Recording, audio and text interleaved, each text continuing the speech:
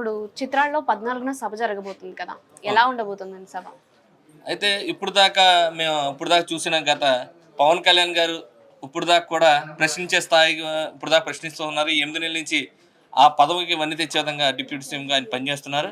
ఇప్పుడు ఏం మాట్లాడతారు, ఈ సభలో ఏం జరుగుతుంది, ఎలా ఉంటుంది అనేది అసలు ఊహకే అందరి విధంగా. ఎందుకంటే ఇప్పటికే అక్కడ పార్కింగ్లకి అక్కడ ఉన్న సభ ఎలా జరగాలని ఎంతమందిని మనం కంట్రోల్ చేయగలమని ఊహ అందని విధంగా ప్రజలు కార్యకర్తలు కూడా బయలుదేరుతున్నారు. అందులో ఏ నిర్ణయాలు తీసుకుంటారు పవన్ కళ్యాణ్ గారు, ఈ సభలో ఎలాంటి వాగ్న కార్యకర్తలకి ఎలాంటి నిర్ణయాలు ఇస్తారు, ఏ సందేశం ఇస్తారనేది వేచి చూస్తున్నారు. ఎందుకంటే నెగ్గక ముందు ఎప్పుడు పోరాటాలతోనే మాట్లాడుతూ ఉన్నారు కళ్యాణ్ గారు. ఇప్పుడు అధికారం వచ్చింది, ఎలా మాట్లాడతారు? ఎందుకంటే ఈ అధికారం లేనప్పుడే ఈ 5 లక్షల బీమాలు కార్యకర్తలకి అన్ని చేయడం జరిగింది. అధికారం వచ్చాక ఇంకెంత బాగా సర్వీస్ ఇస్తారు, జనాలకి ఎలా ఉపయోగపడతారు అనేది కూడా ఏం మాట్లాడతారు అందరూ వేచి చూస్తున్నారు వెయ్యి కళ్ళతో. మా పవన్ కళ్యాణ్ ఎప్పుడు కూడా ప్రజల మనిషి, ఎప్పుడు దాచుకునే వ్యక్తి కాదు, ఎదటోళ్ళకి పెట్టే వ్యక్తి. కాబట్టి మా అందరం కూడా కళ్యాణ్ గారి మాకు నమ్మకం ఉంది.